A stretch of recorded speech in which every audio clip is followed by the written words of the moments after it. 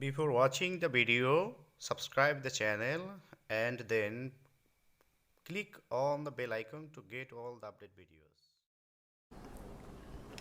Hello viewers, welcome to English Hospital 24 channel. I hope all of you are fine and I'm also very fine.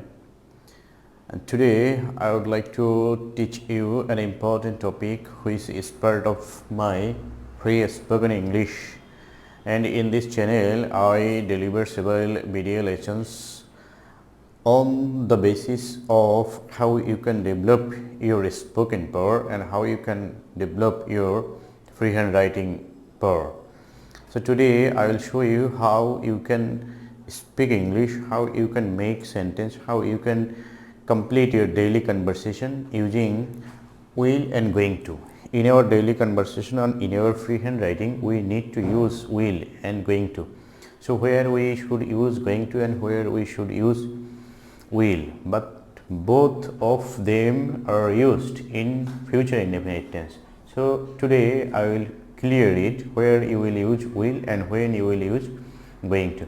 So before going to enjoy this lesson, you need to subscribe this channel and keep the bell button on so that you can get all the updated video lessons in your notification first.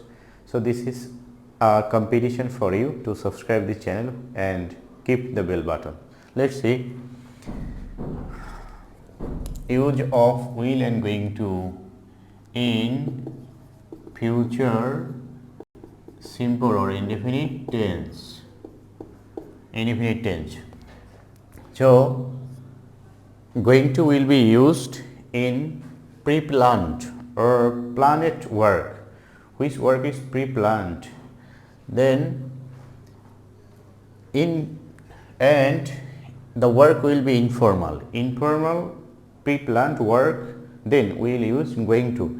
And formal but unplanned or not pre-planned or not finite work, indefinite work, then we will use will and going to. So first the work, if the work is informal and pre-planned, then we will use going to, and if the work is not informal or the work is formal and the work is not pre-planned, then we will use will, but both of them will be used in future simple tense or future indefinite tense. First example is আমরা কক্সবাজার ভ্রমণে যাচ্ছি অথবা যাব। কক্সবাজার ভ্রমণে যাব, that means খুব শীঘ্রই যাব সেটি। তাহলে এখানে কক্সবাজার ভ্রমণে যাব, দ্যাট মিন্স কক্সবাজার যদি আমরা যাই ভ্রমণে তাহলে অবশ্যই সেটি ফিক্সড করা থাকবে, আগে নির্ধারিত থাকবে। সেক্ষেত্রে আমরা বুঝতে পারি যে এটি হচ্ছে পরিকল্পিত। তাহলে উই, এরপর হচ্ছে আর গোয়িং টু, যেহেতু এই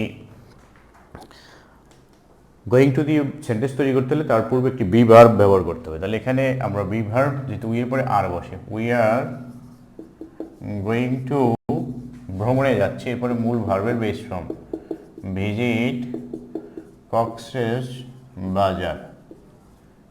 we are going to visit Cox's বাজার, এর মানে হচ্ছে এটি হচ্ছে পূর্ব পরিকল্পিত এবং একটি ইনফর্মাল কাজ। কারণ হচ্ছে ফর্মাল বলতে সেটি বোঝায় যেটি অফিসিয়াল কোনো প্রসিডিওর মেনটেন করতে হয় বা অফিসের মধ্যে যে কাজগুলো সংগঠিত হয়।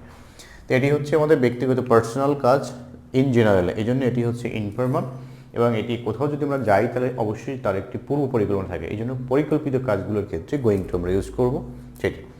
তারপরে সেকেন্ড এক্সাম্পল, প্রিয় সুধী আমরা সকাল 10 ঘটিকায় আলোচনা শুরু করব। তাহলে প্রিয় সুধী বলতে আমরা সাধারণত বুঝে থাকি ladies and gentleman, ladies and gentleman comma we, এখন এটি হলো অফিসিয়াল কাজ, সেক্ষেত্রে উইল ইউজ করব। উই উইল আলোচনা শুরু করব, শুরু করেন স্টার্ট বা begin, will start or begin hour discussion কখন? সকাল 10 ঘটিকায় অ্যাট 8 AM। তাহলে এটি হচ্ছে অফিসের কাজ, এই জন্য এখানে আমরা উইল ব্যবহার করব। তো এখন এগুলো স্ট্রাকচার দেখাচ্ছি আমি এখানে, যে কোন ফর্মুলায় এই সেন্টেন্সগুলো তৈরি করতে হবে। ফার্স্ট ফর্মালের ক্ষেত্রে আমরা ব্যবহার করব প্রথমে অ্যাফার্মেটিভ সেন্টেন্সের সাবজেক্ট এবারে উইল, তারপরে মূল ভার্বের বেস ফর্ম। তাহলে সেটি এরকম হতে পারে যে I will go to office, আমি অফিসে যাব। দ্যাট মিন্স এটি হচ্ছে একটি আমার অপরিকল্পিত কাজ, আমি এখন অফিসে যাব। এটি আমার যে আগেই পরিকল্পিত করা ছিল না যে আমি যাবই কিনা, সেটি কোনো স্থানে ভ্রমণের ক্ষেত্রে একটি পরিকল্পনা থেকে থাকে সেটি। তো এখানে I will go to office, তারপরে যদি এগুলো নেগেটিভ করি সেক্ষেত্রে সাবজেক্ট পরে ওন্ট, তাহলে আমরা এখানে বলতে পারি হি ওন্ট কাম, সে আসবে না। হি ওন্ট কাম, সে আসবে না। দ্যাট মিনস এটিও আনসার্টেন এবং একটা সম্ভাবনা কাজের ক্ষেত্রে, এটি নিশ্চিত কোনো কাজ নয় বা এটি কোনো ইনফর্মাল আলোচনা নয় বা কোথাও কোনো যাওয়ার ভ্রমণ এই যদি কোনো কথাবার্তা নয়, এটি হচ্ছে কি ফর্মাল কাজ সেটি। তারপর হচ্ছে এটি যদি আমরা ইন্টারগ্রেটিভ করি তাহলে শুরুতে উইলটি চলে আসবে। Will she come to office, সে কি অফিসে আসবে। তাহলে দিস ইজ ইন্টারগ্রেটিভ সেন্টেন্স এবং এটি হচ্ছে একটি ফর্মাল ওয়ার্ক। অফিসে সে আসবে কিনা, অফিসিয়াল কাজ, অফিসিয়াল প্রসিডিউর। তাহলে will she come to office, সে কি অফিসে আসবে। তাহলে এটি কোনো পরিকল্পিত কোনো কাজ নয়, সে অফিসে আসতেও পারে নাও আসতে পারে। তার মানে হচ্ছে যে ভবিষ্যৎকালের কোনো কাজ যেটি অফিসিয়াল প্রসিডিউর মেনটেন করে বা অফিসের কোনো কাজ হবে বা কোনো ফর্মাল কোনো আলোচনার ক্ষেত্রে, সেক্ষেত্রে আমরা উইল ব্যবহার করে সেন্টেন্স তৈরি করব। এবং কখন গোয়িং টু দি ইউজ করব সেটি হচ্ছে কোনো যে ইনফর্মাল আলোচনার ক্ষেত্রে এবং সেটি পূর্ব পরিকল্পিত থাকবে সেটি। যেমন এখানে রয়েছে সাবজেক্ট, তারপর বি ভার্ব, এরপর গোয়িং টু দি ইউজ করতে হবে। তাহলে they are going to Rangamati বা Comilla, they are going to Comilla next week. তাহলে আগামী সপ্তাহে তারা কুমিল্লা যাচ্ছে। তো এটি হচ্ছে ইনফর্মাল একটি কাজ, এখানে কোনো অফিসের সাথে জড়িত নয়, কোনো কাজের সাথে জড়িত নয়, এটি হচ্ছে ভ্রমণের বিষয় এবং এটি হচ্ছে আমাদের প্রাতিষ্ঠানের বাহিরে, কোনো প্রতিষ্ঠানের বাহিরে কোনো কাজ, সেটি হচ্ছে ইনফর্মাল। আরেকটি বিষয় হচ্ছে যেহেতু এখানে এই প্রতিষ্ঠানের বাহিরে কাজ হওয়ার কারণে আমরা এটি গোয়িং টু দিয়ে করেছি। তাহলে they are going to Comilla, তারা কুমিল্লা যাচ্ছে নেক্সট উইক, পরের সপ্তাহে। তাহলে ফিউচার টেন্সের ক্ষেত্রে এভাবে করে সেন্টেন্স তৈরি করতে হবে ফিউচার ইনডিফিনিট টেন্সের ক্ষেত্রে। এরপরে এই ইনফর্মাল আলোচনার ক্ষেত্রে এগুলো কীভাবে নেগেটিভ এবং ইন্টারগ্রেটিভ সেন্টেন্সে হতে পারে সেটি আমি দেখাচ্ছি। তারপরে এটি যদি নেগেটিভ করা হয় সেক্ষেত্রে প্রথমে সাবজেক্ট, তারপর হচ্ছে বি ভার্বের মধ্যে থেকে এম আর ওয়াজ আর যে কোনো একটি বসতে পারে। এরপর হচ্ছে নেগেটিভ ওয়ার্ড নট, তারপরে ভার্বের এখানে বসবে আমরা যেটি ব্যবহার করে থাকবো ইনফর্মাল আলোচনার ক্ষেত্রে সেটি হচ্ছে গোয়িং টু, এরপরে যে কোনো একটি ভার্বের বেস ফর্ম বসতে পারে, আবার স্থানও বসতে পারে। তাহলে সেটি আমরা ইউজ করব বা নাউন, এরপরে এক্সটেনশন। তবে এইগুলোর ক্ষেত্রে এই গোয়িং টু এর পরে আরেকটি ভার্ব বসে, যেহেতু এই গোয়িং টু একটি মডাল অক্সিলারি ভার্বের মতো ব্যবহৃত হয় সেজন্য। তাহলে এটি যদি একটা এক্সাম্পল দিয়ে দেখাই যে we aren't going to buy this car, আমরা এই গাড়িটি কিনবো না। তাহলে এখানে দ্যাট মিনস বোঝা যাচ্ছে এটি কোনো আমাদের অফিসের মধ্যকার কোনো কাজ নয় বা আলোচনা নয়, এটি হচ্ছে আমাদের অফিসের বাহিরের কাজ এবং সেটি ভবিষ্যতে সংগঠিত হবে। সেজন্য এটি ইনফর্মাল হওয়ার কারণে আমরা গোয়িং টু ব্যবহার করে এখানে করেছি। এখানে উইল দিয়ে ব্যবহার করলে সেন্টেন্সটি ভুল হবে। তারপরে এটিকে যদি আমরা ইন্টারগ্রেটিভ করি সেক্ষেত্রে এখানে প্রথমে বি ভার্ব, তারপরে হচ্ছে সাবজেক্ট, এরপর হচ্ছে গোয়িং টু, তারপরে আরেকটি ভার্বের base form, extension, then question mark.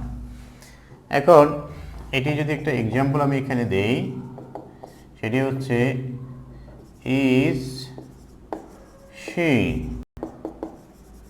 Going to visit Canada. Is she going to visit Canada? সে কি কানাডা ভ্রমণে যাচ্ছে বা যাবে? সে কি কানাডা ভ্রমণে যাবে?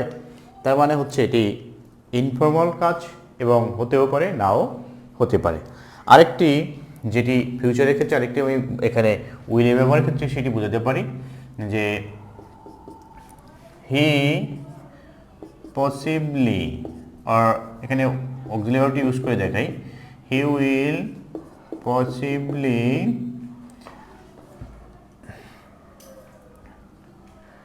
পসিবলি কাম টু আস, যে সে সম্ভবত আমাদের কাছে আসবে। দ্যাট মিনস এটি হচ্ছে একটি সম্ভাবনাময়, যেটি অপরিকল্পিত। তাহলে পরিকল্পিত যখন হবে তখন সেখানে গোয়িং টু ব্যবহার করব, আর অপরিকল্পিত যখন হবে ভবিষ্যতের ক্ষেত্রে সেখানে আমরা উইল ব্যবহার করব। এখানে দুটো জিনিস মনে রাখতে হবে, একটি হচ্ছে পরিকল্পিত হবে, আরেকটি হচ্ছে অপরিকল্পিত হবে, আর একটি হচ্ছে ফর্মাল, আর একটি হচ্ছে ইনফর্মাল। ফর্মালের ক্ষেত্রে উইল, আর পরিকল্পিতর ক্ষেত্রে হচ্ছে গোয়িং টু। ইনফর্মালের ক্ষেত্রে গোয়িং টু, ফর্মালের ক্ষেত্রে উইল। এই যে বিষয় দুটো রয়েছে, একটি এখানে দুটি বিষয়, একটা ফর্মালের বিষয় আর একটা হচ্ছে তোমার পরিকল্পনার বিষয়, প্ল্যানের বিষয়। যদি প্ল্যানেট হয় তাহলে একটি আমরা ব্যবহার করব, প্ল্যানেট হলে সেখানে আমরা ব্যবহার করব গোয়িং টু, আনপ্ল্যানেট হলে উইল। যদি ইনফর্মাল হয় তাহলে গোয়িং টু, ফর্মাল হলে উইল। এই দুটো তত্ত্বের উপর ভিত্তি করে, দুটো থিওরির উপর ভিত্তি করে সেন্টেন্স তৈরি করতে হবে। তো এই যে বিষয়টি আমি এখানে দেখালাম আজকে, কারণ হচ্ছে এরকম আমরা দৈনন্দিন জীবনে অনেক সেন্টেন্স তৈরি করে বলে থাকি, যেগুলো অনেক সময় ভুল বলি, তারপরে কথা বলার ক্ষেত্রে সেগুলো রাইট, কিন্তু যখন আমরা লিখে প্রকাশ করবো সেখানে অবশ্যই সঠিক ফর্ম ইউজ করতে হবে। এই জন্যই আজকে এই বিষয়টি নিয়ে আমি আলোচনা করেছি। So I think that it has been clear, and it has been crystal clear like water before your eyes. So you have understood completely, and after watching this video lesson you will never make any mistake in speaking or in writing. So if you like this video, I would like to invite you to share this video lesson with your friends, and subscribe this channel and stay connected always with this channel. So this is my invitation, and I wish you all the best. I hope you all the best. Thanks for watching. Thanks to all.